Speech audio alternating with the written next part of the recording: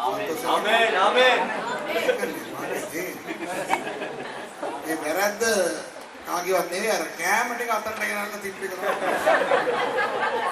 හිත අරහෙට ගිහිල්ලා ඇඟ විතරක් නෙවෙයි. මේක නේ මම මෙතන දෙන්න. මට නිකන් ෆ්‍රී එකේ ඔයගොල්ලන්ට කතා කරනවා. හරිද? ඔයගොල්ලෝ දැන් මම උගන්වන්න යන දේ මම දේශනා කරන්න යන දේ හොඳට අහගන්න. මෙතන ඉන්න බොහෝ දෙනෙකුට දෙවියන් වහන්සේ හැම කෙනාටම දෙවියන් වහන්සේ අද කතා කරන්න යනවා. හරිද? අපේ ජීවිතයේ ඉපදුන දා පටන් මැරෙන දා දක්වා අපි විවිධාකාර තීරණ ගන්නවා. හරිද? හොඳ තීරණ, නරක තීරණ, වැරදි තීරණ, හරි තීරණ ගන්න. සමහර තීරණ ගත්තාම ඒවා අපිට වාසි. අපිට ආශිර්වාදයක් වෙනවා. හැබැයි සමහර තීරණ ගත්තාම ඒවා අපිට කරදර ප්‍රශ්න කම්කටොළු රෝග ඇති කරනවා. සමහර තීරණ හොඳ තීරණ, සමහර තීරණ නරක තීරණ. හරි ඒ අපි ගන්න තීරණනේ. තවත් කඩිය තීරණ ගන්න ඒවා අපිට බලපාන. අපේ දෙමව්පියෝ, අපේ යාළුවෝ, එහෙම නැත්නම් අපේ සභාවේ අය, අපේ රටේ අය, ඒ අය ගන්නා වූ හොඳ තීරණ නිසා අපිට වාසි තියෙනවා. ඒ අය ගන්න වැරදි තීරණ නිසා අපිට ප්‍රශ්නක් තියෙනවා. දැන් අද මම කතා කරන්න යන මාතෘකාව වැරදි තීරණ ගන්නේ ඇයි? පළවෙනි කොටස. දෙවෙනි කොටස ඒ වැරදි තීරණ ගත්තායින් පස්සේ ඇති වෙන ඒ විපාක එහෙම නැත්නම් ඒවායින් හටගන්න ප්‍රතිඵල මොකද්ද කියලා බලලා ඒවා හරවන්න පුළුවන්ද? වැරදි තීරණ හැම වැරදි තීරණයක්ම හරවන්න බැරි වුණත් හරවන්න පුළුවන් වැරදි තීරණ හරවන්න පුළුවන්ද? එහෙම හැරෙව්වොත් ඒකෙන් යම් ප්‍රතිඵලයක් තියෙනවා, ප්‍රයෝජනයක් තියෙනවා. ඒ දේවල් තමයි මම අද කතා කරන්න යන්නේ. දැන් අද මේ කතාවෙන් දෙවියන් වහන්සේ බලාපොරොත්තු වෙන්නේ මේකයි. දෙවියන් වහන්සේ බලාපොරොත්තු වෙන්නේ අතීතයේ ගත්ත වැරදි තීරණ කරන කොටගෙන අද ප්‍රශ්න තුල ඉන්න අපිට දෙවියන් වහන්සේ පිහිටක් පතන්න කැමති වෙනවා කියන. ආමෙන්. ඒ කියන්නේ දෙවියන් වහන්සේ අපිට ආදරයි. දෙවියන් වහන්සේ අපිට ආදරයි. උන්වහන්සේ අපි මේ මාරුවේ වැටිලා ඉන්න එක දෙවියන් වහන්සේට ආස නැහැ. දෙවියන් වහන්සේ බලනවා උන්වහන්සේ කොහොම හරි අපිව එළියට ගන්න ඕනේ කියලා.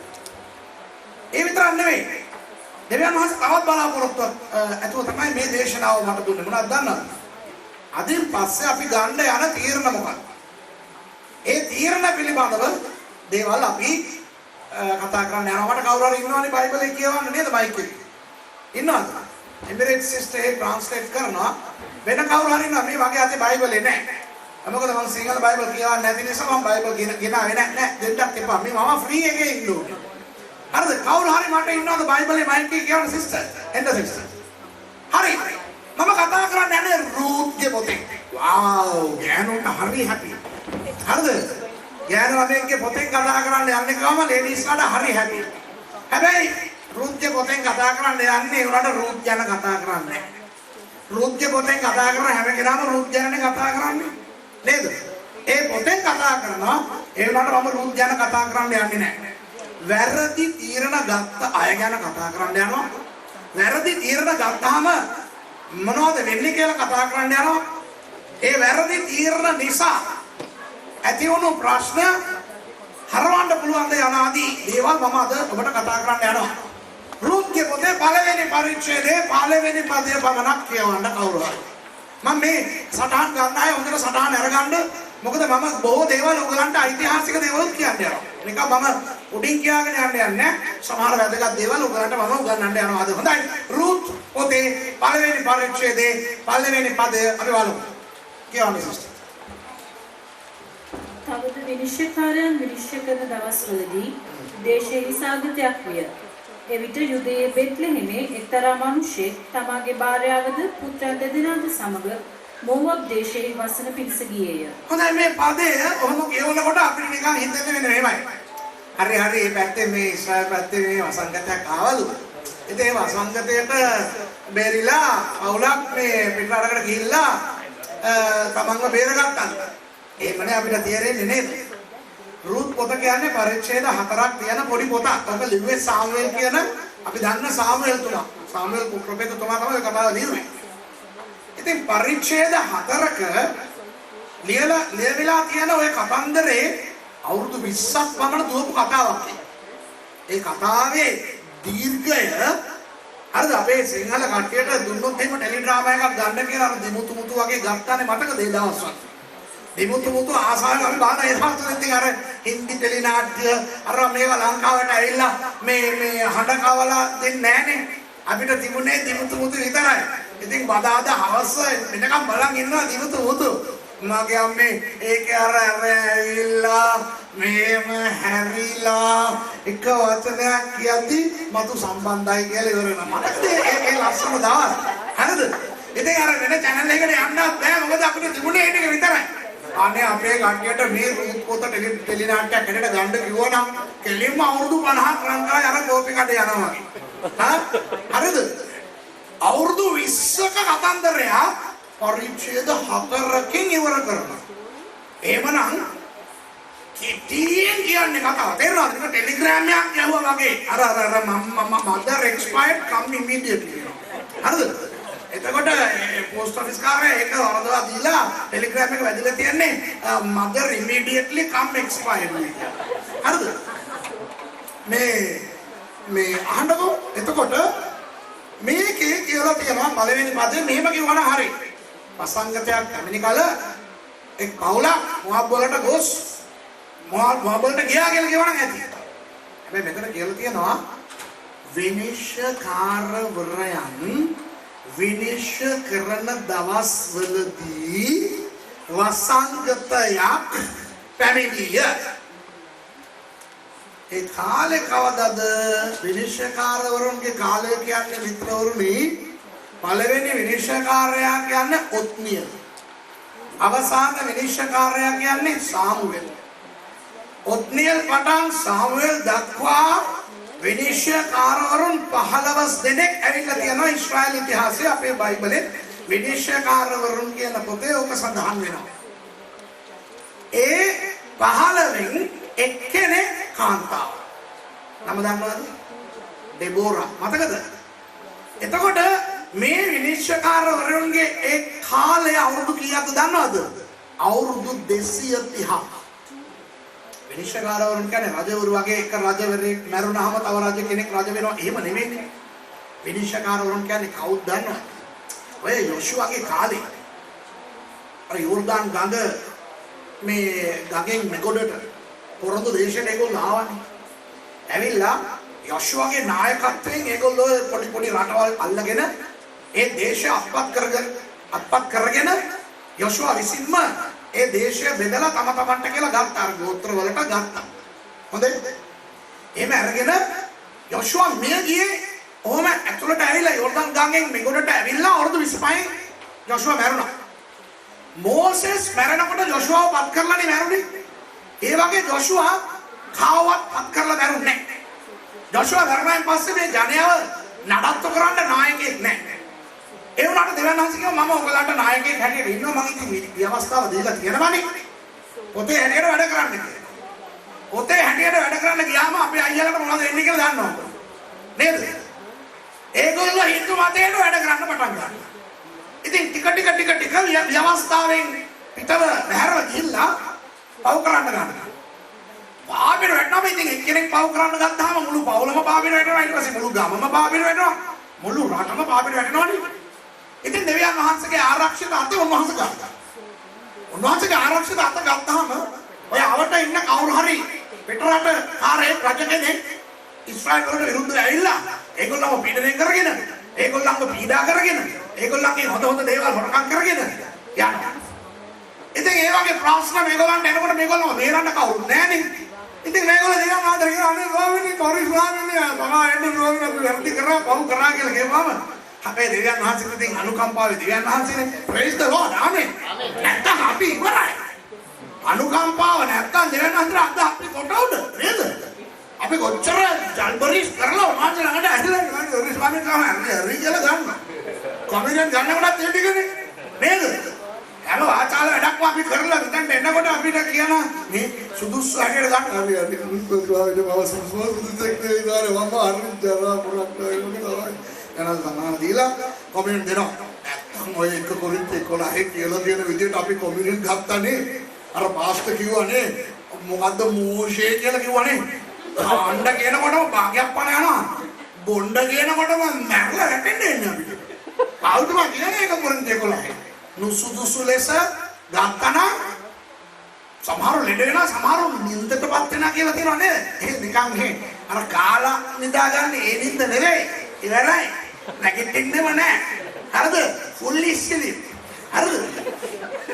දෙවියන් වහන්සේගේ අනුකම්පාව නිසා ඉතින් මේ මිනිස්සු පසුතැවෙනකොට දෙවියන් වහන්සේ හරි මම ඔයගොල්ලව බේරන්නම් කියලා හරි කෙනෙක්ව නැගිට්ටා. හරිද? ඒ කෙනා මොනවද කරන්නේ? දෙවියන් වහන්සේගේ බලෙන් අර හතුරන්ව ගහලා එලවලා මේ හැට මිදීම ලබා දෙනවා. හරිද? එතකොට ඊශ්‍රායලයේ දේශයට අර පුද්ගලයා විසින් මේ මිදීම ලබා දුන්නාම ආරක්ෂාව ලබා දුන්නාම එදා ඉඳන් මිනිස්සු මෙයා ළඟට තමයි ඒගොල්ලන්ගේ ප්‍රශ්න කරදර ගේන්නේ. එයා විනිශ්චයකාරවරයා හැටියට මුළු රටම සලකනවා. හරිද? ඒ මිනිස්සු ඉතින් මැරෙනකම් මිනිස්සු හොඳින් ඉන්නවා. මැරුණාද ආපහු භූතයා මුරුංග ගහට නැග්ගා. හරිද? ආපහු අර ටික ටික යකාට යනවා. ආය දෙවියන් වහන්සේට තරහ ගිල්ල උන්වහන්සේගේ ආරක්ෂිත දෑත අයින් කරනවා. ආය මේගොල්ලෝ පසුතැවිලි වෙනවා. ආය කාව හරි කෙනෙක්ව පත් කරනවා. ඔන්න ඕක තමයි අවුරුදු 230ක් තිස්සේ සිදු වුණේ. දැන් ඔයගලන්ට තේරෙනවද විනිශ්චයකාරවරයන්ගේ පොත කියන්නේ මොකද්ද කියලා? දැන් ආය ඔය කතාව ඔයගොල්ලෝ කියවුවොත් ඔය පොත කියවුවොත් ඔයගලන්ට තේරෙයි මොකද්ද වෙච්ච සිද්ධීන් කියලා. දැන් අවුරුදු 230ක කාලයක් තිස්සේ ඒ විනිශ්චයකාරවරුන්ගේ කාලය පැවතුනාලු. ඒගොල්ලන්ගේ කාලේ වසංගතයක් ආවා. ඒ වගේ සාගතයක්ද වසංගතයක්? සාගතයක් ආවා. සාගතයක් එනවා කියන්නේ මොකක්ද දන්නවද? පළවෙනි වැස්ස අන්තිම වැස්ස කියලා වර්ෂ දෙකක් තියෙනවා ඊශ්‍රායල් රටට. එතකොට සමහර වෙලාවට සමහර දවස්වල ඔය වර්ෂ දෙකම එන්නේ. ඒකවල මුළු අවුරුද්දෙම වර්ෂ පරණයක් නැහැ. එතකොට මොනවද වෙන්නේ? වතුර හිඟකම එනවා සාගතයක් එනවා. එතකොට මම බරණ කිවිසම හාරලා බලලා හොයන හාදයක් නිසා ඔය දන්නේ නැති අයට මම කියන්නේ. හරිද? මම ඒක ඔක්කොම හොදිසි කරන බයිබල් විද්‍යාඥයෙක්. හරිද? ඉතින් මම හොයලා බලුවා මේ අවුරුදු 230 තිස්සේ සාගත කීයක් ආවද කියලා. 54ක් ආවා. දැන් මගෙන් අහනවා පාස් බයිබලේ ඕක නැහැ. ඒ නිසා ඕක වෙන්න බෑ කියලා. අනේ දෙයියනේ. ඕවත් බයිබලේ ලියන්න ගියොත් අපිට මෙච්චර උසක බයිබලයක් ඇති පොළවේ. හරිද? අපි හොයලා බලන්න ඕන දේවලුත් තියෙනවා. මේ සාගත 54ක් ආවා ඔය අවුරුදු 230 තුල. ඒකේ කොයි සාගතයේදීද මේ කතන්දරේ උනේ කියලා මම පස්සේ පෙන්නන්නම්. අන්න එතකොට තමයි අපිට තේරෙන්නේ මේගොල්ලෝ ගත්ත වැරදි තීරණය මොකක්ද කියලා. තේරෙනවද? හරිද? අනේ මම තේරෙනවද කියලා අහනකොට ඕක නෑ බෑ මොකක් කර එකක් ඇක්ෂන් එකේ හරි කියන්නේ. මොකද මේ අවුම හරිද? අදට මගේ තුන්වෙනි දේශනාව. හරිද? උදේ ටීවී එකේ දේශනා කරා. ඊට පස්සේ මේ ඇවිල්ලා ස්ටඩි එකක් දුන්නා. දැන් තුන්වෙනි පාර ඔයගොල්ලෝ ලස්සනට කූල් එකේ ෆෑන් එකක් ඔයගොල්ලන්ට වදින්නේ. මම කෝට් එකකුත් දාලා, ෂර්ට් දාලා, බැනියන් දාලා, ෂර්ට් දාලා, ටයි දාලා, කෝට්ුත් දාලා ඇවිල්ලා ඉන්නේ. හරිද? ඒක ඔයගොල්ලෝ බලයි. පාස්තුස්ලා මොහරා මුදුබන්නේ කෝට් එක දාන වෙන මොනක් නෙවෙයි. මම කෝට් දාගෙන ඉන්නේ නැතුව අපේ ඉස්වනම් මගේ අර මේ අත් කොට ෂර්ට් එක කොට නැහැ. අර බැනියම එළියට පානිනවා. ඒකයි මම මේ කෝට් දාගෙන එන්නේ. හරිද? ඔයගොල්ලෝ හිතන්න එපා මේ පාස්තුස්ලට මොනවද උනේ මේ වල්කල කෝට් දාගෙන. මගේ බැනියම දෙනවා යතයිනේ නේද? ඒක නක් කතාවක්. අර පාස්තකාරයල දේශනා කරා. අත උස්සන ජනේට ඇතුලේ තියෙන බැනියම එළියට වෙන පාස්තකලේ ඒක නිසයි කෝට් එක දැම්මේ. ඒකටත් බනින්නේ. හරිද? ඉතින් මට මේ දාන්න මම රස්නේ වෙනුවෙන් ඉන්නේ. ඉතින් පොඩ්ඩක් ඕගොල්ලෝ අවදි වෙලා ඉඳලා මගේ අන්තිම දේශනාව දෙයියා. ආයෙ මම කවද එන්නේ. ඒ නිසා පොඩ්ඩක් ප්‍රතිචාරයක් දෙන්න. හරිද? සන්තෝෂෙන් ඉන්නේ. praise the Lord. හරි. එතකොට මේ විනිශ්චයකාරවරුන් විනිශ්චය කරපු ඒ දවස්වල ඔන්න එක සාගතයක් ආවා. සාගතයක් ආවම බෙත්ලෙහෙම් වල හිටපු මිනිස්සේ භාර්යාවයි පුතු දෙන්නයි අරගෙන අනේ සාගතයක් අපිට නම් අහයි ඉන්න බෑ. අපි අන්තිම මොකක් වලට ගියා. ඕක කියවන්නකොට නම් අනේ පව් වගේ හිතෙනවා. හැබැයි මම එකක් කියන්නද? ඒ මිනිස්සයා කරේ ලොකු වැරද්දක්. ඒ මිනිස්සයා ගත්තේ වැරදි තීරණයක්. ඇයි දන්නවද? ඒ සාගතේ එච්චර සැර සාගතයක් නම් ඒ ගමේ හිටපු අනිත් අය ඇයි ගියේ නැත්තේ? හරිනේ? බෙත්ලෙහෙම් වල හිටපු බහුතරයක් යන්න ඕනේ. අර යන්න බැරිම කට්ටිය ඉන්නවා මිසක් අනිත් කට්ටිය යන්න ඕනේ. ගියේ මේ පවුල විතරයි. දැන් අවුරුදු 20කට පස්සේ ඒ ගිය 4 දෙනා එක්කෙනෙක් එනවා. ණයෝමි එනවා. ණයෝමි එනකොට ඒ හිටපු කට්ටිය එයාව අඳුරගත්තා. මේ අපි අර ණයෝමි ඔක්කනේ කියලා කියනවා. එහෙම අඳුරගත්තා කියන්නේ අර සාගතයේ කාලේ ඔතනින් බේරිලා නොගිය අය පණ පිටින් ඉන්නවා. ඒගොල්ලෝ මැරුන්නේ නැහැ. ඒ කියන්නේ ඉතර සැර සාගතයක් නෙවෙයි. එතකොට ඇයි පැනලා ගියේ? වැරදි තීරණයක්. දැන් වැරදි තීරණය කියලා මම විතරම කියන්න තව හේතුවක් තියෙනවා. ඇත්තටම සාගතයට බැරිලා ගියා කියලාම හිතමුකෝ. සාගතයක් නැති දැනකට යන්න ඕනේ. මොහොත් වලටයි කියේ. මොහොත් කියන්නේ මොනවද දන්නවද? ඒ මල මොහොතෙන් එගොඩ තියෙන රට. ශාපලක් රට. අම්මෝන් මොහොත් කියන රටවල් දෙක කොහොමද දන්නවද හටගත්තේ? මතකද ආබ්‍රහම්ගේ අයියාගේ පුතා ලෝත් සහ භාර්යාව දුවර දෙන්නත් එක්ක සෝදෝම් වල හිටියා මතකද? උත්පත්ති පොතේ. එතකොට සෝදෝම් විනාශ කරන්න යනවා ගොමෝරාත් එක්ක කියලා දෙවියන් වහන්සේ තීරණය කරලා ලෝත්යි පවුලටයි දුවන්න කියනවා වන බේරගෙන. ඒගොල්ලෝ දුවනකොට අර මේ ලෝකේ භාර්යාව හැරලා බලලා ලුණු කණුවක් වුණා. එතකොට තාත්තයි දුවර දෙන්නයි විතරයි ඉතුරු වුණේ. ඒ හරියට තිබුණා සෝවාර් කියලා තවත් රටක් නගරයක්. ඒ ඉන්න බයයි නැහැ. කොහෙන් ගියත් කාට මොනවා වෙයිද කියලා බයට මේගොල්ලෝ මිනිස්සු එක්ක ජීවත් නොවි ඔය කන්දක් උඩට ගිහිල්ලා ගුහාවක ජීවත් වෙන්න පටන් ගත්තා. තාත්තයි දුවර දෙන්නයි. ඒ දුවර දෙන්න මොනවද හිතුවේ? අපිට පරම්පරාවක් නැහැ. වංශයක් නැහැ. ඒ නිසා අපි මෙහෙම වැඩක් නොකලා තාත්තට බොණ්ඩ දීලා මත්ුණායින් පස්සේ ඒ තාත්තත් එක්ක නපුර විදියේ හැසිරීමකින් සංසර්ගයේ ඉදිලා ඒ දුවර දෙන්න තාත්තා තුලින් ගැබ් අරගෙන පුතු දෙන්නෙක් බිහි කරා. එක පුතෙක් තමයි අම්මෝන් වරුන්ගේ පියා. එක පුතෙක් මොහොත් වරුන්ගේ පියා. එතකොට උපතින්ම ශාපල නපුරු ජනයා ඔය අම්මෝන් මොහොත් කියලා කියන්නේ. ඒ වගේම මොහොත් ගැන මම ඉස්සෙල්ලා කතා කරා මතකද? බාලක් රජතුමා. බාලම්ම ගෙනල්ලා ඒගොල්ලන්ට සාප කරන්න try කරේ. ඒ ඔක්කොම මොහොත් වරු. එතන බාලම් ඇවිල්ලා ආශිර්වාද දෙදුන්නේ. ඊට පස්සේ මොනවද තමයි බාලක් කරේ? ඒගොල්ලන්ගේ මොහොත් කාන්තාවන් යවලා මේ ඊශ්‍රායල් වරුන්ව පාබෙට වටලා දහස් ගණන් ඊශ්‍රායල් වරු මැරෙන්න මේ මොහොත් වරු හේතුවක් වුණා. ඒ වගේ ශාපලත් ඊශ්‍රායල් විරෝධී මොහොත් රටත් එක්ක කිසිම ගනුදෙනුවක් තියෙන්න හොඳ නැහැ කියලා දෙවියන් වහන්සේ කියලා තියෙද්දී සාගතයට බය වෙලා සාගතයට බේරිලා මේගොල්ලෝ මොහොත් වලට ගියේ ඇයි? හරිනේ? තර්කය හරිනේ? දැන් ඉස්රායල් රට කියන්නේ මම නිතරම කියන දෙයක් තමයි ඒක නිකම් මේ ලොකු විශාල ඇමරිකාව වගේ පළල් රටක් නෙවෙයි පටු රටක්. කිලෝමීටර් 70යි මේ පැත්තෙන් අර පැත්ත. දිගයි. තුරෙන් දකුණට හරි දිගයි. එතකොට මේගොල්ලෝ බෙත්ලෙහෙම් පැත්තේනේ ඔය සාගතය හරි. ඒගොල්ලන්ට ඇත්තට වතුර තියෙන ප්‍රදේශයකට යන්න ඕනේ නැහැ. ඔය ඉස්රායල් තුලම උතුරට වෙන්න ඔය හෙර්මෝන් පැත්තට ඔය දාන් ගෝත්‍රයට දීලා තිබ්බ පැත්තට ගියෝ අර සාගතේ ඉවර වෙනකන් තමන්ගේ රටේම හොඳට ඉඳලා ආපහු බෙත්ලෙහෙම් වලට එන්න තිබ්බා. තේරෙනවද මම කියන්නේ? මොහොත් වලට යන්න ඕනේ නැහැ. දැන් බලන්න මම නුවර ඉඳන් පැය භාගයක් යන්න ඕනේ බෙලිවුඩ් වලට. පොඩ්ඩක් සීතලයි. නුවර එළිය තරම් සීතල නැති වුණාට නුවර පොඩ්ඩක් සීතලයි. මම කිව්වොත් එහෙම අයියෝ නෝර සීතලයි.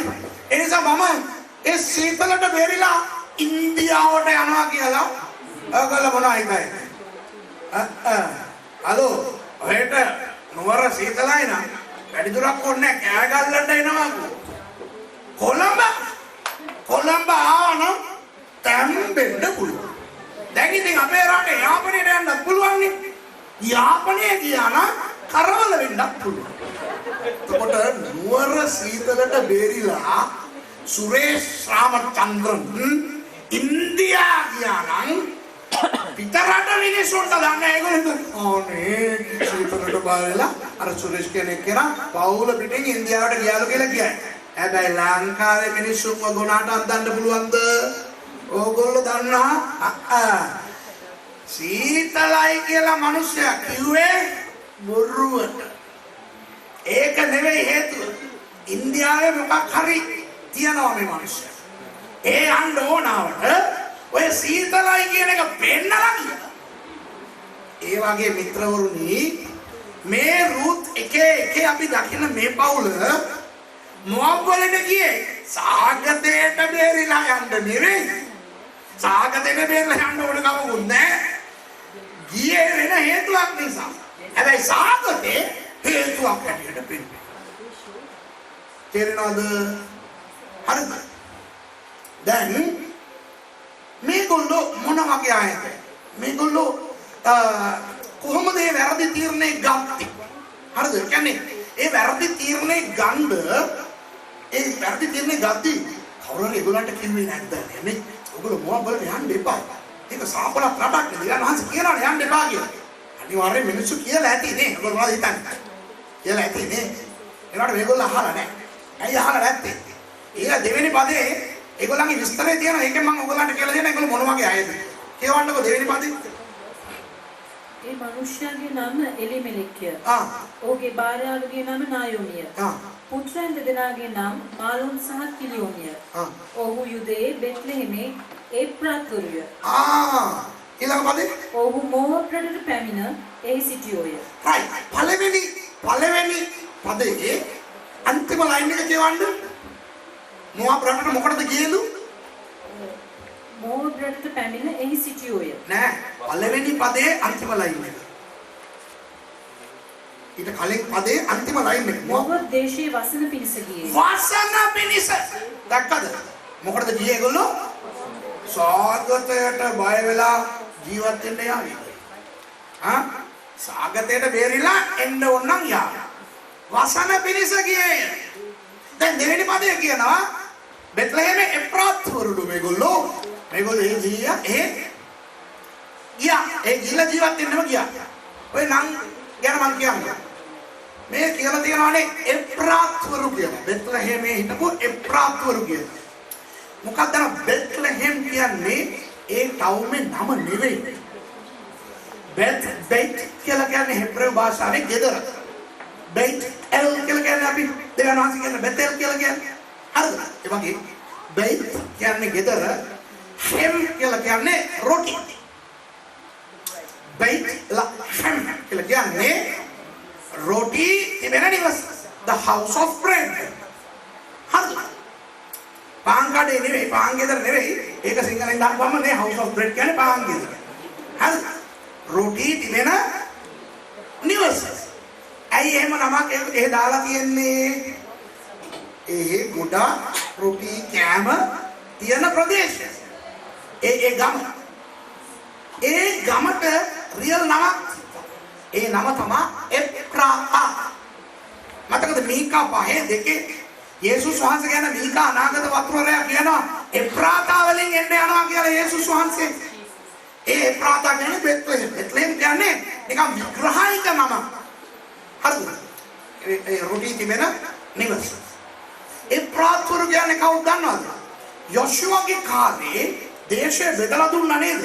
එක එක ගෝත්‍ර වලට බෙදලා දුන්නා නේද? එතකොට ඔය ජෙරුසලේම, තිකෝවාව, බෙත්ලෙහෙම මේ පළාත දුන්නේ යුදා ගෝත්‍රයට. යුදා ගෝත්‍රිකයන්ගේ කාට ජොෂුවා විසින් මේ බෙත්ලෙහෙමේ ජීවත් වෙන්න වෙන් කරලා දෙනු ලැබුවද? ඒ අයට කියන්නේ එප්‍රාත්වරු කියලා. කියන්නේ අනිත් පැත්තෙන් කියනවා නම් ඒ ගමේ උපන් අය වගේ. එතකොට බෙත්ලෙහෙම් වෙරු කියලා කියන්නේ කාටද දන්නවද? පිට ගම් වලින් එහාට ඇවිල්ලා ජීවත් වෙන අය. දැන් මම නුවර කොල්ලෙක්. කොහොමද දන්නවද? මං ඉපදුනේ නුවර. මොකද නිකන් අමුතු විදිහට බලන්න. නුවර කොල්ල හරිද? පාස්ටර් උනාට මොකා වුණා? අපි නුවර කොල්ලෝ. දැන් නුවරට ඔය පිට ගම් වලින් ඇවිල්ලා ජීවත් වෙන කට්ටිය. ඒගොල්ලෝ නුවර ජීවත් වෙනවා. සින්නක් කර ගයක් තියනවා ඇති. ව්‍යාපාරයක් තියනවා ඇති. එරණ අපි නුවර කොල්ලෝ රියල් නුවර කොල්ලෝ අපි ඉපදුනේ නුවර. මේගොල්ලෝ පිටින් ආපු අය. එතකොට අපිට අර කණ්ඩිකම තියෙනවා. තේරෙනවද? ඒ වගේම ඔය මේ ගම පැත්තේ ඉන්න කට්ටිය බලන්න අපි මේ ගමේ උපන් අය හරිද? හරිද? සමහර කියන්නේ අපි කොල්ල පිට හරිද අපි මර දාන්න කොල්ල හරිද? ඒ ඇයි? ඒගොල්ලෝ ඉපදුනේ අනිත් කට්ටිය පිටින් ආවා. එතකොට මේ ප්‍රාත්වරු කියලා කියන්නේ කවුද දන්නවද? අපේ ගම මේ හරිද? මේගොල්ලෝ මේ පිටින් ආපු කට්ටිය පහක් දාන්න එපා අපිට.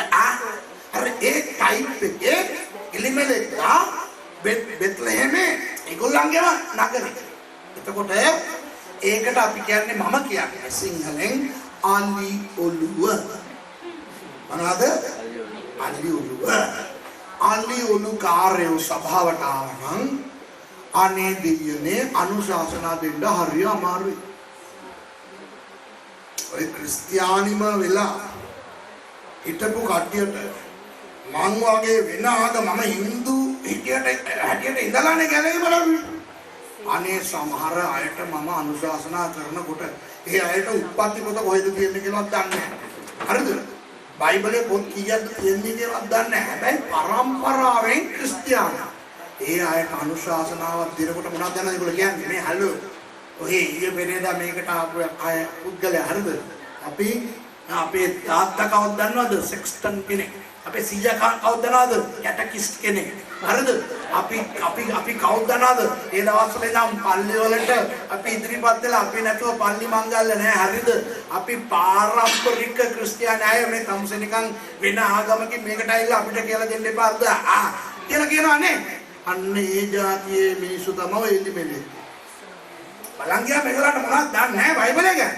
හැබැයි අර අලි ඔළුව තියෙනවා. දැන් අලි ඔළුව තියෙන කට්ටිය වැරදි කරනකොට දෙයියනේ කාටවත් ඒගොල්ලන්ට කියන්නේ. ඒකයි මම කියන්නේ. වැරදි තීරණ ගන්න හේතු මොනවද දන්නවද? පළවෙනි එක අලි ඔළුව. කියන දේ අහන්නේ.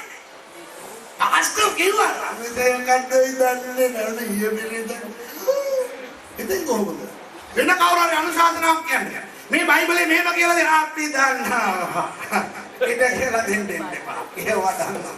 ඔය පදෙන්ඩක් ගණන් ඉඳන් අපි ඔවා කියවලා තියෙනවා. ඒත් එක්ක මේ නම බලන්න එලිමෙලෙක්.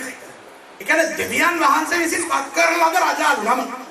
මෙලෙක් කියන්නේ හෙබ්‍රේ භාෂාවේ රජා. එලෝහිම් දෙවියන් වහන්සේ විසින් පත් කරන ලද රජාලු එලිමෙලෙක් කියන්නේ. ඉතින් අර යුදෙවන්ට නම් වල තේරුම් තියනවානේ. එතකොට නිකන් අර රජ පාට අර රජ කොල්ල කියලා කියන්නේ. හරිද? නිකන් අර අයියලා වැඩකාරලා. ඒ වගේ අයට මම දන්නේ ඔයගලන්ට අත්දැකීම තියනවද නැද්ද කියලා. ඇඩ්වයිස් එකක් දීලා බලන්න. අනේ දෙයනේ අහන්නේ. ඒ එලිමෙලෙක්ලා මොහොතලනේ යන්න ප්ලෑන් කරද්දි ඔය බෙත්ලේම් වල හිටපු අනිත් කට්ටිය කියලා ඇති. මේ එලිමෙලෙක් අයියේ. මොකද මොහොතලනේ යන්නේ. ඉතින් යන්න නැතු එමුකෝ. අපි ඉන්නේ අපිට කියලා දෙන්නේ. අපි දන්නේ. ඒතකොට අපි නිකන් මොඩයි කියන්නේ. දැනගෙන කරා. වැරදි තීරණ ගන්න පළවෙනි හේතුව මොනවද දන්නවද? මම දන්නවා මම මොනවද කරන්න කියලා හිතන එක. එහෙම හිතලා තමයි තුන් කාලක් මිනිස්සු විනාශ වෙන්නේ. දෙවෙනි හේතුව මොනවද දන්නවද? ඒ වැරදි තීරණ ගන්න හැකියාව තියෙනවා. හැකියාව තියෙනවා මේ පවුල එසේ මෙසේ පවුලක් නෙවෙයි. පස්සේ හතරවෙනි පරීක්ෂණයේ 9 වෙනි පදේ වැළුවොත් එහෙම රුත් පොතේ පස්සේ කියවන්න. 4 9 වැළුවොත් ඒ රුත් බඳින යන බෝවස් මොන කොහොමද වැන්දේ තාත්තගේ නමෙන්. ඒ කියන්නේ එලිමෙලෙක්ගේ නමෙන් තිබ්බ ඉඩමයි මහ්ලෝන් කෙලියෝන් කියන ඔය දෙන්නගේ පුතු දෙන්නගේ නමෙන් තිබුණු ඉඩම් දෙකයි. ඒ කියන්නේ සම්පූර්ණව ඉඩම් 3ක් මොදව ගන්න තමයි රුත් බැන්දේ. ඉඩම් කාර්යය නිකන් SMS නේ තාත්තගේ නමට වෙනම මහ්ලෝන්ගේ නමට වෙනම කෙලියෝන්ගේ නමට වෙනම කියලා.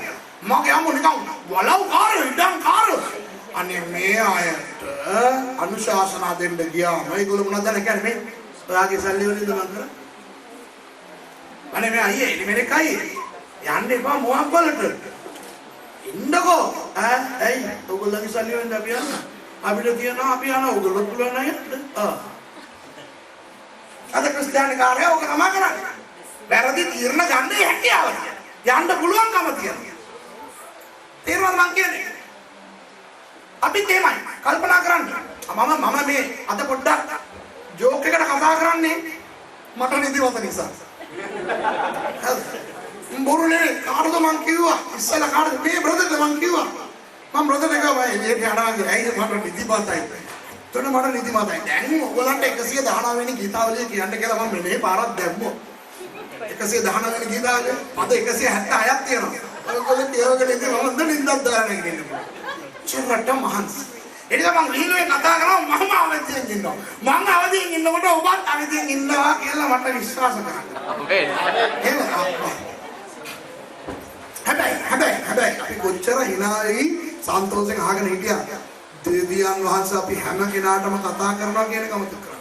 ආමේන්. මේක දේශනාවක්. මේක මේ කානිවල් එකක් නෙවෙයි. නේද? මේක කොමඩි ෂෝ එකක් නෙවෙයි. දේශනාව. මේ දේශනාව කරන්නේ ශුද්ධාත්මයන් වහන්සේ. ආමේන්. යේසුස් වහන්සේගේ නාමයෙන්. පියාණන් වහන්සේගේ වචන. ආමේන්. සුරේෂ්ව පාවිච්චි. ආමේන්. ඒ නිසා එවනාස ඔබට කතා කරනවා. අපි වැරදි තීරණ ගන්න හේතුව එකක් ඇවිල්ලා අපේ පඬිතුකම. දෙවෙනි එක අපේ හැකියාව. අපිට පුළුවන්. මගේ දේවල් වලින් එදා මම නුවරඑළියේ ඉඳන් මම එනවා නුවරට මම ත්‍රිවිල් එකක් තියන් ඉන්නේ හරිද මම ත්‍රිවිල් එකේ එනවා එතකොට තේ බොන්න නැහැත්තෝ එහා පැත්තේ අවුරුදු 15 16 කොල්ලෝ වගේ කොළම කොල්ලෝ ඉන්න ඇති වාහනයක නුවරඑළියේ යන්නේ ගමන් නවත්තලා සිගරට් බිබී ඉන්නවා මට ඒක දැක්කම මට උරපුණ හරිද මම මේ පැත්තෙන් කෑ ගැහුවා ඒ කොල්ලෝ මොනවාද කමදලා සිගරට් බොන්නේ මේ වයසේ එළිම මොනවද දන්නවද ඒ කොල්ලෝ කරේ එතන ඉඳගෙන මට කියනවා ඇයි අංකල්ගේ සල්ලි වලින් තමයි අපි සිගරට් බොන්නේ කියලා. මගේ හිත රිදුණා. ඒ දන්නවද? මට අංකල් කිව්වා.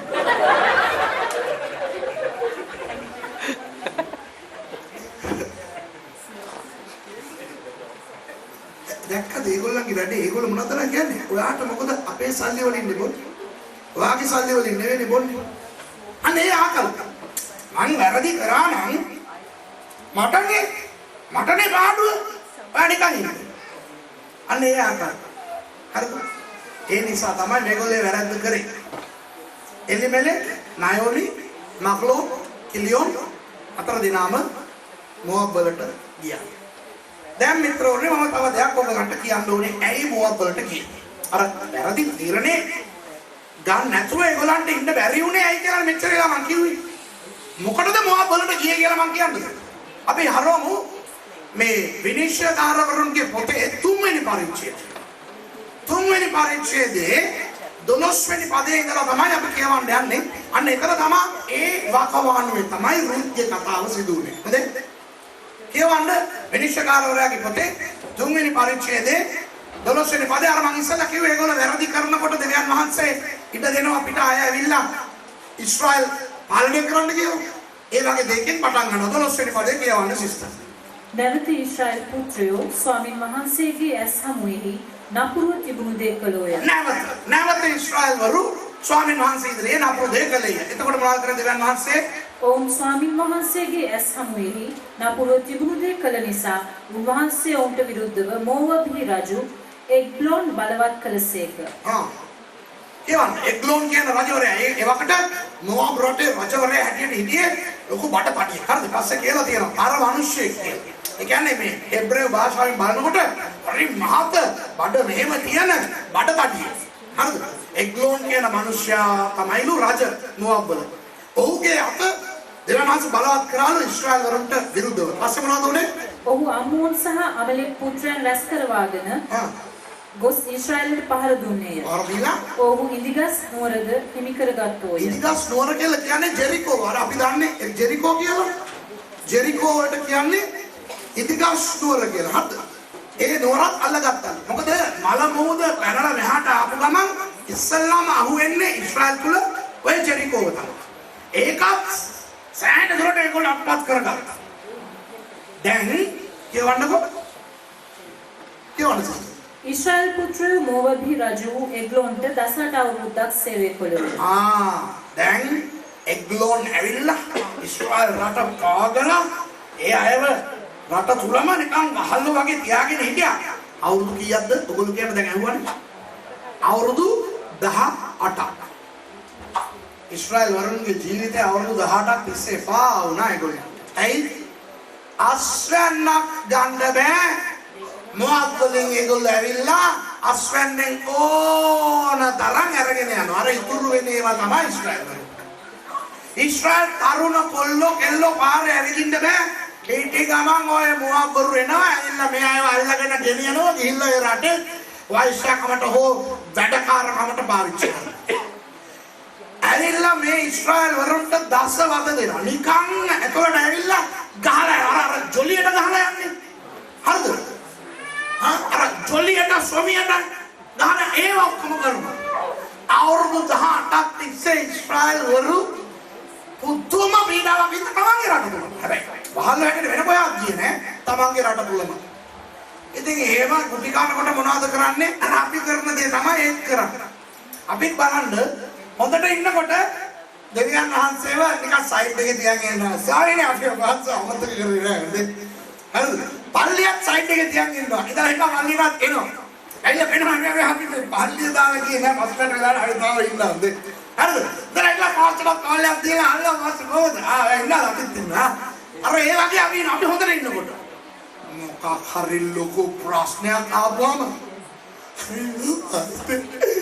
පල්ලියට එනවා, පිටුපට එනවා, හවුස් මීටින් එනවා, ඕල් නයිට් එනවා. හරිද? ගවාලටත් එනවා ඕල් නයිට්. හරිද? ෆාස්ටිං එකකට නොකයනවා. නිකන් එකකට නොකයනවා. හරි? යාත්‍රාකර අපි හිතගෙන යන්නකට ගණන් හරි මගේ අම්මේ ආත්මේ ආය තමයි ආත්මික පප්පල ආත්මික මම්මලා. ඒ ප්‍රශ්න තියෙනකොට අපේ ක්‍රිස්තියානි අය හැසිරෙන විදිය මං වගේ මිනිස්සු දකිනකොට මට හිතෙනවා අනේ මම ගැලවීම ලබලාද කියලා. ආත්මික වෙනවා මේ මිනිස්සු. හැබැයි ප්‍රශ්න විසඳුණාම ආපහු අනේ ඇයි පල්ලියට ආවේ නැත්තේ? වෙලා නැහැ. අපි ආවේ නැත්නම් අපේ හිත ඒ තමයි තිබ්බේ. හරිද? කම හොඳට යනකොට හිත යවනවා පල්ලියට. හිත යවනවා මීටිමට. හිත විතරයි යවන්නේ. ඇඟ වෙන පහට ටෙනිස් ගහනවා. එහෙමයි. ප්‍රශ්න තියනකොට හිත පාපුව මේ ඔල්ලුව කකුල නියපොත්ත තමයි. දැන් ඉස්රායල් වල අවුරුදු 18ක් තිස්සේ ගුටි කනවානේ මොකක් කරුන්ගේ. දැන් ඒගොල්ලෝ මස්තර වෙනවා කියවන්න සිස්ටර්. එහෙත් ඊශ්‍රායල් පුත්‍රයන් ස්වාමින් වහන්සේට මුර ගැසූ කල ස්වාමින් වහන්සේ ගැලවුම්කාරයෙකු ඔවුන්ට නැගිටවා දුන්සේක. අනේ මට හරි දුකයි සමහර වෙලාවට මේ ක්‍රිස්තියානි අය හිතනවා පරණ කිවිසුමේ දෙවියන් වහන්සේ හරි දරුණුයි කියලා. හරි සැරයි. අර අලුත් කිවිසුමේ තමයි අනුග්‍රහය. අලුත් කිවිසුමේ තමයි කරුණාව. පරණ කිවිසුමේ නැහැ කියන්නේ බලන්නකො දෙවියන් වහන්සේ මොනවද කරේ කියලා. ඒගොල්ලෝ පසුතැවෙ වෙනකොට ජනවාද කියන හරි ඉතින් අපි නේ හරි.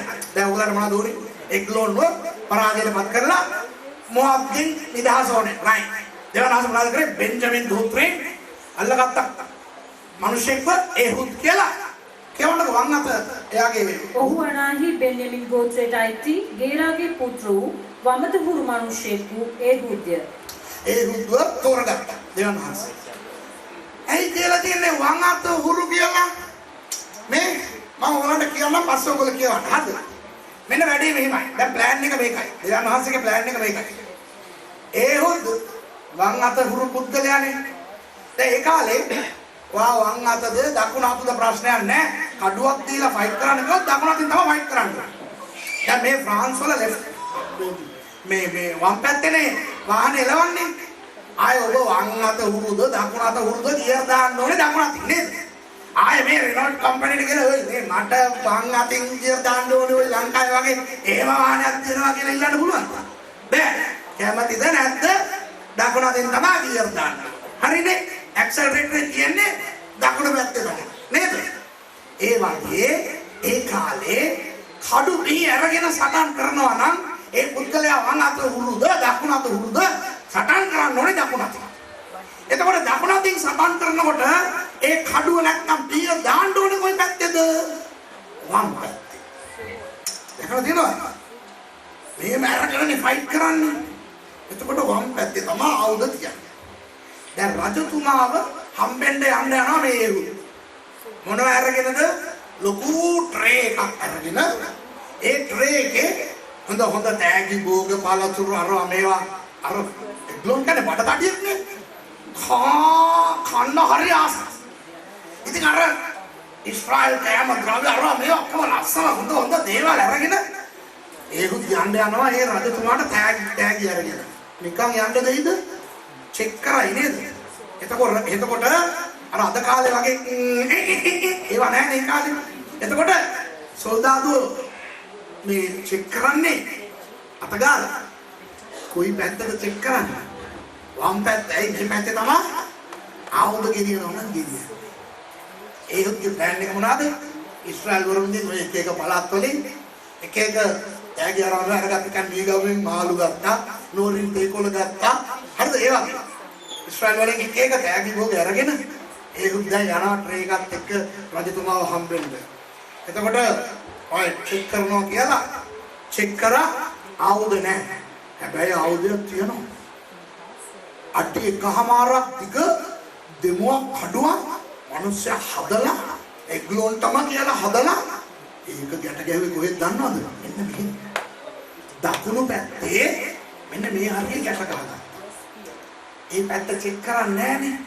ඒකත් එක්ක තමයි නෑ නැතුලට යන්නේ. දැන් ආවුද නැහැ කියලා යවනවානේ. යවනකොට ඉග්ලෝන් රජතුමාට ගිහලා මේ තෑගි ටික දුන්නාම මිනිහත් අරගෙන ඒවා කාලා ටික ඉග්ලෝන් රජතුමා ඒ හුත්ත කැමති වෙනවා. හරිද? කැමති වෙලා ෆුල් හැපි මෑන්. පස්සේ කියනවා මේ ඒ හුත්ත එන්න අහලෝ මගේ මාලිගාව පෙන්නන්නම්, මගේ වතු ටික පෙන්නන්නම් කියලා මෙයාට හොඳ ටුවර් එකක් එම දෙනවා රජතුමා. දීලා ඉවර වෙලා අන්තිමට දැන් ඒහුත් ෆුල් දන්නවා දැන් රජතුමා මාත් එක්ක හොඳටම ෂේප් කියලා. ඒහුත් කියනවා මේ රජතුමනි කාරණයක් තියෙනවා කියන්නේ. පෞද්ගලිකයි රහසිගතයි. එහෙමද? හරි මේ ඔක්කොම එළියට වෙලා ඉන්නවා. දැක්කද? එළියට වෙලා ඉන්නවා කියලා කියපුවාම ඒහුත් එග්ලෝනේ විතරයි තාන්නේ උනේ. එතකොට එග්ලෝන් රජතුමා කියනවා ඒත් මොකද්ද බලන්න කාරණේ කියලා. පොඩ්ඩක් ඉන්නවා රජතුමා කියලා වම් අතින් නරක ඇද්දා බැස්වන්ගේ බඩේ මිටත් එක්ක ඇතුළට ගියා. ඇයි? නිකන් අටි එකමාර මෙහෙන් ගිල්ල මෙහෙන් මතුණා. ඒගොල්ලෝ හිතනවා මම මේ පොඩ්ඩක් අතින් කකුලෙන් අතින් පයින් දාලා කියනවානේ. කො සිස්ටර් කියවන්නකො බයිබලේ ඔක කොහොමද තියෙන්නේ කියලා කියවන්න. ඒහුත් තමාගේ වමත දිගු කොට දකුණු කලවෙන් කඩුව හැරගෙන ඔහුගේ බඩට ඇන්නේය. තලය සමග මිටත් ඇතුළට ගියේය. ඔහුගේ බඩෙන් ඔහු කඩුව ඇද නොගත් බැවින් තලය මාංශයෙන් වැසී ගොස් පිටිපස්සෙන් එළියට ආයේය. දැන් තේරුණාද? ඔක තමයි සීන් එක. හරි. ඊට පස්සේ මොනවද උනේ? ඒහුත් රජතුමාව මැරුවා. ඒ කියන්නේ රජතුමාට පහන් කියලා කියන්න ඉස්සලා බණ ගියා. දැස්වනේ මම දැන් අපල් ගෙඩියක් කටේ දානකොටම මගේ අනින් දැදි. ඔව්. එග්ලෝන් පිටිපස්ස දොරෙන් එළියට ගිහිල්ලා මෑන් මාරු. මිනිහා ගියා යන්න. දැන් එළිය සොල්දාදුව ඉන්නවා. එලා කතා යනවා අර පැත්තේ ඉන්න සොල්දාදුවගේ මේ මනුස්සයානේ මට මොකවද හදන්නේ දැන් ගොඩක් වෙලා රජතුමා කතා කරනවා. අනික කියන්නේ ඇති. ලොක්කට ඉතින් හොඳ කෑම දුන්නානේ කකා ඉන්න ඇති. ඉතින් අපි වාඩිව ඉන්නු කියලා. හරිද? ටෙන්ෂන් එකේ මේ ටික ඉන්නවා. ඩක් වෙලා යනකොට ඩක් වෙලා යනවා වගේ. ඉතින් මොනවා කරන්නද බං? පට්ටු කරන්නත් බෑ. රජතුමානේ නේ. පට්ටු කරන්න බලන්න. excuse me. ඇයි පාරක්කෝ? රජතුමානේ. වාඩි ඉන්නවා. පට්ටු කරන්නත් බෑ. දොරැල්ල බලන්නත් බෑ. වෙලා යනවා. දෙවන්නේ මොකක් සත්‍යෙත් නෑ. ආසෙන් කතා වෙනවා ඇති. අන්තිමට ඩොක් වෙලා ගිහිල්ලා මීට දැන් හරියන්නේ නැහැ පොඩ්ඩක් බලමු නේ. කොමාරි පිටරට එකෙක් ඉන්නේ කියලා. මීට දොර ඇරලා බලනකොට අර මෑන් ඉන්න අර අපල ගෙඩියක් දෙනවා. ඔයි වරෙන් යන්න කියලා බලද්දි එග්ලෝන් මැරිලා පැය ගානක් එතකොට මේගොල්ලෝ කෑ ගහලා අන්න අරු අපේ රජතුමා මරලා ඔය කියලා ඔයපන් කියලා ඔක්කොම ඇවිල්ලා මුදාව එහෙම්ම වරේ උන්ව නැති කරමු මේ කීයට මරලා කොච්චර වෙලාවක් දන්නේ නැහැ ගිහිල්ලා කියලා දැන් මේගොල්ලෝ මුළු මොබ් හමුදාවම යනවා හරිද 10 අනි දුවන අලමන් මරමන් එන්නේ කවුරුද ගිහිල්ලා ගිහිල්ලා ඒ හුදුයි ඒ ඉස්රායල් වරුනේ දැන් බලන් ඉන්නවා මම එනකම් දෙන්න ආවනේ ගැහුවා කියන්නේ ආයේ නිකන් එසේ මෙසේ ගහිල්ලක් නෙවෙයි ඒ 10 ඒවන්න විසනාවෙනි පදේ ඔහු ඒ ප්‍රස්තාවයේදී මෝවවරු දසදසක් පමණ මැරුවෝය. ඒ ඔක්කොම කවුද? ඔවුන් සියල්ලෝම ශක්තිමත්ව සියල්ලෝම බලවන්තයෝ සිටියෝය. දැක්කද? ශක්තිමත් බලවන්ත ඒ හමුදාව සහ මුලින්ම නැති කරා ඒ උත්සාහ ඔහුගේ ඒ තරුණ කණ්ඩායම. ඊළඟ පදේ බලන්න ඊළඟ කොටස බලන්න. අවුරුදු ඊළඟ එක. ඒ දවසේදී මෝවවරු ඊශ්‍රායල් වරුන්ට යටත් කරනු ලැබෝය. එක් බිති 80 අවුරුද්දක් දේශයේ නිශ්චලව තිබුණේය. පොඩ්ඩක් නම්බර් එක නෝට් කරා. අවුරුදු කීයක්ද? ඉස්රායල් වරු මෝවාබ් වරුන්ට යටත් වෙලා හිටිය අවුරුදු කීයක්ද? 18යි. දැන් රිටර්න් එකට අරගොල්ලන්ව මේගොල්ලෝ පාගගෙන ඉන්න අවුරුදු කීයක්ද? අවුරුදු 80ක්. දැන් ඉස්රායල් වරුන්ගේ තාත්තේ පොඩ්ඩක් හිතන්න හැම කෙනාටම මෝවාබ් යන්න ආසයි. ඇයි? මෝවාබ් අපි ගියාම අපි තමයි චාන්දු. ඒ අය අපිට බයයි. දැන් තරුණයෝ නැහැනේ කවුරු? දැන් ඒ රටේ ඉන්නේ ඔක්කොම නාකි පප්පලා. හරිද? ආච්චිලා ගෑනු ඉන්නවා. ළමයි ඉන්නවා. අර අපි ගියාම අපි බය වෙන්න ඕන අර තරුණයෝ සොල්ඩාදෝ ඒගොල්ලෝ කවුරුත් නැහැනේ. ඉතින් ඉස්රායල් වරුන්ට හරි ආසයි මෝවාබ් ගිල්ල කලස් පෙන්නලා. දන්නවද? හරි ආසයි. දැන් මම දන්නේ එලිමෙලෙක් ගියාද මග්ලෝන් කිලියොන්ලා ගියාද කියලා මම දන්නේ නැහැ. දන්නේ නැති. හරිද? කෙසේ වෙතත් යන්නම ඕනේ නෑනේ බලන්න. දැන් ලංකාවේ ඉඳගෙන ෆ්‍රාන්සෙන් ඕනේ, ඉතාලියෙන් ඕනේ කියලා අර අපේ අය දඟලන්නේ ඒගොල්ලෝ ඇවිල්ලා බලපු නිසානේ ඇවිල්ලා බලනවා කියන්නේ. හරිද? අර ගිහලා එන කට්ටිය කියන්නේ ඒවා දැකලානේ. මේ දැන් එලිමෙලෙක්ලා දැකලා ඇති මොකක් වලට ගිහිල්ලා එන කට්ටිය හොඳ කොරින් බඩු අරගෙන එනවා මොකක් මේකින් මොකක් කියලා හොඳ ඒවා අරගෙන එනවා. හරි. ඉතින් ඒගොල්ලන් හරි ආසයි මොකක් දැන් යන්න ඉතින් බාධාවක් නෑනේ. ඒක අර ඉමිග්‍රේෂන් ප්‍රශ්නයක් නෑ, විසා ප්‍රශ්නයක් නෑ. අපි ගියාම අපි රජවරු ගිහිල්ලා ඉතින් එලිමෙලෙක්ට මොකක් යන්නේ. ඇඟ යන්න කලින් කියේ මොනවද හිතන්නේ? තේරුණාද? ගිහිල්ලා මොකක් වල? දැන් මම මෙහෙම කියනවා තරහ වෙන්න එපා. තරහ වුණත් කරන්න දෙයක් නැහැ. ඇත්තනේ. දැන් මම ලංකාවේ ජීවත් වෙන්නේ.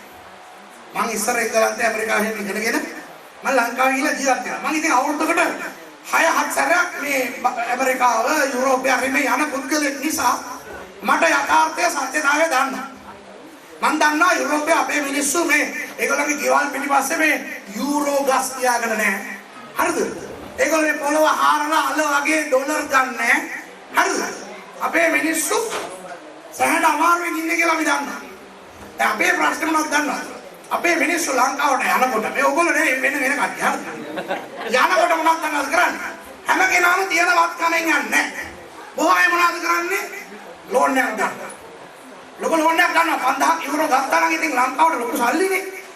අරගෙන අර දැන් මට ෆ්‍රාන්ස් වල මාව මේගොල්ලෝ ගෙනියන්නේ නැහැ නේ ඔය පේමන්ට් එකට. ඉතාලියේ මම මිලාන් වල ලා ස්කෝලා බිබ්ලිකා කියන ඉස්කෝලේ මං ඉන්නවා ප්‍රොෆෙසර් කෙනෙක් හැටියට.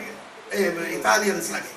ඉතින් මම හවසට ලෙක්චර්ස් නැතිලා නිකන් ඇවිදින්න යනකොට මම දකිනවා සෙනසුරාදා දවස්වල තියෙනවා සැටර්ඩේ මාකට් කියලා එකක්. මම දැක්කා 1 යුරෝ එකට කූලින් ග්ලාස් දෙකක් විකුණුවා. ඉතින් ඒවයි කූලින් ග්ලාස් දෙකක් ගත්තා. එකක් දාගත්ත ඔළුවට. දන්නවද? ලංකාවේ අයව රවට්ටන්න ඕන මෙහෙම ඇඳගන්න. කන්නඩි හදලා තින්නේ ඇහැට දාන්න. ලංකාවේ ඇයට කලස් පෙන්නන්න මේක දාගන්න. එහෙම එකයි පොකට් එකේ තමයි. ලංකාවේ කාට දන්නේ නැහැ නේ. මේ යුරෝ එකට දෙකක් අරගෙන අරගෙන තියනවා කියලා. buy one get one free කියලා දන්නේ නැහැ. අරගත්තා. එතනම තුන්වෙනි කඩේට ගියෝ. එතන විකුණනවා 1.50ට ලොකු බෙල්ට් එකක් අර પાස්පෝර්ට් අරගෙන දාගන්න. හරිද? එතකොට කලිසම ගහලා ඒකේ සාක්කුව අරගෙන මේ තියනවා. උඩින් අරකට ඇඳගත්තා. ඒකේ પાස්පෝර්ටුයි අර ණයට ගත්ත යුරෝ 5000 ඒවත් පොඩි කරලා 10 20 50 වල අඩුකු කරලා මේම තියාගෙන කන්නාඩියක් ඔලුවට දාගෙන හරිද කතරයාමේස් එකෙන් ගිහිල්ලා කචුනායක බයින්නේ කටුනායක නෙවෙයි ඒ එනකොට බයින්නේ කොහරද කචුනායක දැන් කචුනායක බහලා එළියට ගියාම අරගොල්ලෝ ඇවිල්ලා කවුද සිරිසේන හරිද සිරිසේන ඇවිල්ලා අර බණ්ඩ ඇවිල්ලා හරිද සුමති පහල ඇවිල්ලා සීලවති අක්කත් ඇවිල්ලා අනේ ඒගොල්ලෝ ඇවිල්ලා bonjour non puis raté puis qui a né là bonjour qui est là maintenant je me ça va très bien ok mais මොන වාහනේ දාවෙකුළු අනේ අක හයර් කරගෙන air condition තියනවා මෙහෙ වේලෙනක අපි දාන්න හරිද air condition AC ඉතනට පුරුදු වෙලා හරිය අමාරුයි එතකොට අර සීලාත් අක්කා කියනවා සිතෙන් මං කියවන්නේ මල්ලි අර ඒ සීතල තියෙන වාහනයක් ගේන්න කියලා දැන් අපි දැන් මේගොල්ලෝ නැගලා වෑන් එකේ යනවා අරගොල්ලෝ හරිය ආඩම්බරෙන් එන්නේ අන්න අම්මෝ එතකොට ඒගොල්ලෝ කියනවා මේ යන්නේ ගමන් මේ ඒක අපිට යන්න කියලා හොටෙල් රෙස්ටොරන්ට් එකක් තියෙයිද මේ මොනේ මොකද කියලා අපි දන්නවා ඒ අර ප්ලේට් එක පොන්න බැලුවේ හරිද ඉතින් අර බැස්ස කචුනායක බැස්ස වෙලේ ඉඳන් අර කරන ගන්න ආපු මිනිස්සු හිතනවා අනේ අපේ ජිල් ජෝන්ට විලා තියෙන චලෝ හොඳට අනේ දැන් නම් මෙන්න සුද්ධ වගේම ආට විතරයි වෙනසම නැත්තේ අනේ අපිට යන්න ඕනේ මගේ පුතාවත් යවන්න ඕනේ තාත්තලා හිතනවා මට බැරි වුණ එක මගේ පුතාව හරි මොනවා හරි කරලා මගේ ගෑණිය දෙල්ල බෙද ගන්න දැල්ල නිකුණා හරි මගේ පුතාව යවනවා කියලා තාත්තා හිතනවා අම්මා හිතනවා මගේ අර මල්ලිගේ නමට අම්මා ලියපු එක නඩු දාලා හරි ඒ ඉඳම අරගෙන නිකුණා මගේ දුර යවන්න ඕනේ හරිද අපේ මිනිස්සු ගිහිල්ලා ලංකාවේ අයට මේ ෆ්‍රාන්ස් ජීවිතය ඉතාලි ජීවිතය යුරෝප් ජීවිතය ගැන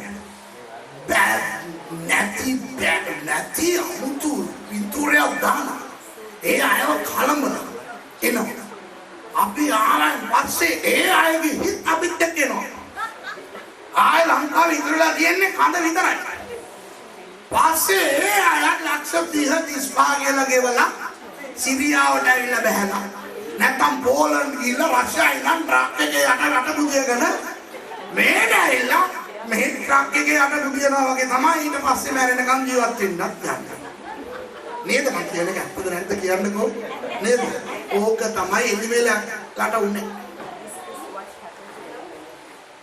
මොවාප් රටට ගියා නම් හරි ජොලි මේ බලන්න බෙත්ලෙහෙම් වල ඒ ප්‍රාප්තවරු ජීවත් වෙනකොට එයාගේ කතා මිනිස්සු බලනවා එයාගේ හැසිරීම මිනිස්සු බලනවා එයාගේ ඇඳුම් විලාශ මිනිස්සු බලනවා හොඳට දෙන්න මොකද මේක බෙත්ලෙහෙම් ජෙරුසලේම ළඟ හරිද මේ ඉන්න කටි යුදා ගෝත්‍රය තමයි ඒ කාලේ ගොඩක් මේ ඒ කාලේ දේවාලේ තිබුණ නෑනේ ඒ කාලේ තිබුණා මේ කුඩාරම කියන්නේ ඒකට ගොඩක් දායකෝනේ මේගොල්ලෝ තමයි ආත්මිකව ගොඩක් ඒගොල්ලන්ගේ මිනිස්සු ගොඩක් දේවල් බලාපොරොත්තු ජීවිතේ අමාරුයි හැබැයි මොවබ් වලට ගියාම සුන්දරයි ඒ ඕන දෙයක් අඳින්න පුළුවන් ඕන විදිහට කතා කරන්න පුළුවන් ඕන විදිහේ නිදහස් ජීවිතයක් ගත කරන්න පුළුවන් කියලා හිතුවා තේරෙනවද අපේ ගොඩක් ලංකාවේ අය ඔහොම නෙමෙයි අපේ ලංකාව ගොඩක් සංස්කෘතිකමය වාසීන් කියන අපේ දරුවන් ඔය හදන්න හරිද මම ගොඩක් කියනවා මෙහෙම දෙයක් අපි ලංකාවේ මම එදා කිව්වම හිතන්නේ ඔයාලන්ට කිව්වද මම දන්නේ නැහැ තණ්හාසි කතාව කිව්වද ඔන්න බලවෝ බිලු වෙනවා අඬ ළමයි අල්ලනවා බක්කා එනවා කාගියා දැන් ගෑවේ නැත්තම් බක්ක බිල්ල එනවා කියලා අපි තරවටු කරා අපිට කිව්වා ඒ කාලේ අද අපේ ළමයි මේ ඉන්නකොට කියනවා තාත්තේ අම්මේ මාට මොනවාරි කරා නම් මේ ඉන්න බක්කට කියන කවුද බක්කා? පොලිස් කාර්යය. හරිද? මේ අපිට මොනවාරි කරොත් අපි ටෙලිෆෝන් ගහපුවම ඔයගොල්ලෝ කියපු බක්කා ආවේ නැහැ. හරිද? හැබැයි අපි කියන බක්කා අනිවාර්යෙන් එනවා. දරුවාට මොකක් හරි කරලා ඒ දරුවා ටෙලිෆෝන් කරොත් බක්කා ලයිට් දාගෙන කෑ ගහගෙන එන්නේ. ඔයි ඔන්න පිටුවයි බිල්ල එනවා. ඇයිලා අඬන ළමයි අල්ලන්නේ අඬවන දෙමව්පියන් වල නේද? අල්ලගෙන ගිහිල්ලා ලොකු ප්‍රශ්න. එතකොට අපේ සංස්කෘතියේ තියනවා තාම හොඳ දේවල් ඉතුරු වෙලා ලංකාවේ. ගොඩක් අයට ඒවා කැමති නැහැ දන්නවද? ඒවයින් පිට ඇවිල්ලා නිදහස් සංස්කෘතියට ආවහ නම් අපි ඕන දෙයක් අඳිනවා. අපි වහගෙන අඳිනවා, ඇරගෙන අඳිනවා. දන්නවද? සමහර ඇඳුම් අඳින්නේ වහන්න නෙවෙයි, අරින්නේ. සමහර කතා කරනකොට අශීලාචාරව කතා කරනවා. ඒගොල්ලන්ගේ ඇඳුම් විලාස, කතා විලාස කිසිම බයක් නැහැ. නිදහස. අන්න ඒ වගේ තත්ත්වයක් තමයි එල්ලිමේලෙක්ලට ඇති වෙන්නේ. දැන් තියෙනවා ඒගොල්ලෝ වැරදි තීරණයක් ගත්තේ කියන මිත්‍රවරුන්. දික්කසාද වෙලා යන. ගෙදරින් පිට වෙලා යන දරුවෝ. සභාව දාලා යන අය. පවුල් සම්මතතා කඩා ගන්න අය. වැරදි තීරණ ගන්න අය. ඒගොල්ලෝ වැරදි තීරණ ගන්න හේතු කියනවා නේද? ඒවා නෙවෙයි ඇත්ත හේතු. දන්නවා. එලිමෙලෙක්ලා මොනවද හේතුව වෙන්නේ? සාගතය. සාගතය නෙවෙයි හේතුව. හේතුව වෙන දෙයක්. හිත කලින්ම මොහොතට ගියා. හිත යවලා මේගොල්ලෝ අමාරුවෙන් ඉන්නවා. කොහොම යන්නද බං? මිනිස්සු මොනවා හිතයිද? එනවා. ආව පොඩි සාගතයක් ඒක වෙනවා. 2004 දෙසැම්බර් 28 අපිට සුනාමියක් ආවා. අපි මොනවද දන්නේ දැනගෙන හිටියේ සුනාමි කියන්නේ? ඒ නමවත් අපි දන්නේ නැහැ. ඔය අහිංසක මිනිස්සු ඔය වෙරළබර ජීවත් වුණ මිනිස්සු හිටපු ගමන් දැක්ක මේ මූද ඇදීගෙන යනවා. ගොඩමතු වෙනවා නේද? ඉතින් ළමයි ලොකු කට්ටියක් තේම දුවගෙන අතට යනවා ගිල්ලා සීට්‍රි කඩුව ඇහිගෙන. ඇයි? ජීවිතේ පළමු වතාවට ඒගොල්ලෝ දැක්කේ මූද වතුර යන්නේ. ඒගොල්ලෝ දන්නේ නැහැ කොහොම යන වතුර. දැන් තව පොඩ්ඩකින් ලොකු රණ රකුසේ හැටියට ඇවිල්ලා මේගොල්ලෝ මරන්න යනවා. දන්නේ නැහැ. ගියා බිලි වුණා. ලංකාවේ විතර සුනාමියට 40000ක් මැරුණා. මතකද? අපි දන්නේ නැහැ. දැන් අපි දන්නවා සුනාමිය කියන්නේ මොකද්ද කියලා. ඕකම ජපානයේ ඉන්න මිනිස්සු දන්නේ නැද්ද? ජපානයේ අවුරුදු 4කට 5කට සැරයක් පොඩි සුනාමියක් හරි එනවා. අවුරුදු 20කට 30කට සැරයක් ලොකු සුනාමියක් එනවා. ඒගොල්ලන්ගේ නම තමයි සුනාමි කියන්නේ. අපේ නමක් නෙවෙයි. අපි දාපු නමක් නෙවෙයි. එතකොට ජපාන් කාර්යයා සුනාමි කියන දෙයක් ඒගොල්ලන්ගේ රටවල් වල තියෙන නිසා, රටේ තියෙන නිසා ඒකට ලෑස්ති වෙන්න දන්නව නේද? ඒ වගේ බෙත්ලෙහෙම් වල ජීවත් වෙන අය අවුරුදු 4කට 5කට සැරයක් ඔය පළවෙනි වර්ෂාව අන්තිම වර්ෂාව නොවසින අවස්ථා තියෙන නිසා සාගතයක් එන එක දන්නවා. ඒ නිසා හැම අවුරුද්දෙම ඒක මොනවද කරන්නේ? ඒගොල්ලන්ගේ ගබඩාවේ ඔය ධාන්‍ය ටිකක් වතුර ටිකක් කොහොමද ඒගොල්ලෝ තියලා දෙනවමයි. ඒක මම කියන්නේ. ඒ නිසා එලිමෙලෙක්ගේ පවුලට ලොකු ප්‍රශ්නයක් නෙවෙයි ඔක. ඔක ලෝත් වගේ නම් කමක් නැහැ. ලෝත් කියයි මම විතරයිනේ ගෙදර පිරිමියා. භාර්යාවයි දුවර දෙන්නයි තියාගෙන මම තනියම ඔය දහන්නේ අරගෙන වතුර අරගෙන එන්න අමාරුයි කියලා කිව්වනම් කමක් වමකුත් නැහැ. එලිමෙලෙක්ගේ පවුලේ එකම ඇන්ටි කෙනෙක් තමයි ඉන්නේ නායමයන්ට. එලිමෙලෙක් මාග්ලොන් කිලියොන් මේ තුන් දෙනාම පිරිමියා. මේගොල්ලෝ එහෙම සාගතයට බයලා දුවන්න ඕන කමක් නැහැ. ඒ නිසා දැන් තේරෙනවද ඒගොල්ලෝ මොකටද ගියේ කියලා? අපි මිත්‍රවරුනි අපේ ජීවිතේ වැරදි තීරණ රාශියක් ගන්න හේතුව අපි කියන හේතුව නෙවෙයි. සමහර අයට පල්ලිය එපා වෙනවා. සමහර වෙලාවට පල්ලියේ තියෙන නීති ගොඩක් තරුණ ළමයින්ව ගන්න එපා වෙනවා ඒගොල්ලෝ. ඇයි ලෝකෙ දිහා බලපුවම හරිය නිදහස්. ඉතින් පල්ලියට එනකොට මෙහෙම අඳින්න එපා. මෙහෙම ඉඳ ගන්න එපා. පැය ගාණක් ඉඳලා අමාරුයි. ලොකු කට්ටියට කොහොමද පල්ලියේ සමහර නීති සමහර මේ මොකද එක්ස්පෙක්ටේෂන්ස් පල්ලියේ සභාවේ බලාපොරොත්තු වෙන දේවල් ඒකට අමාරුයි. තද්දලා දකිනවා වෙන පල්ලියක්. හැබැයි අරගේ නියමයි. මේ ලොකු මාළු ටැංකියේ පොඩි මාළුවෙක් වගේ මේ එනකොට අර චූටි මාළු ටැංකියට ගිහලා ලොකු මාළුවෙක් වගේ වැඩ කරන්න පුළුවන් නේ කියලා හිත ඉස්සලම යනවා. දැන් හිත යවලා මේ ඉඳගෙන බලාගෙන ඉන්නවා අර හේතුවක් එනකම්. ඒක ගමන් දකින්නවා පාස්ටර්ගේ නාය හරිනේ. යනවා කියනවා මේ වගේ නායක් තියෙන පාස්ටර්ලා ඉන්න අමාරුනේ ඔයගොල්ලෝ එන්නන්න කියපම මේකට අඬන කට්ටියක් ඉන්නවා. ඒ බොරු හේතු. දික්කසාද වෙන්නේ බොරු හේතු නිසා. තේරුණා? දික්කසාද වෙනවා නේද? දික්කසාදේ ඉන්න මිනිස්සයා හේතුවක් කියනවා නේද? ඒක නෙවෙයි. වෙන හේතු කියනවා. ඒ වෙන හේතු කියන්න බැරි හේතු. කියන්නේ අර කියන්න පුළුවන් හේතු. ඕනම තීරණයක්. ඕනම වැරදි තීරණයක් මිත්‍රෝනි. අපි ගත්තේ ඒවා. ඒකල බැලුවොත් අපි පෙන්නපු හේතු නෙවෙයි.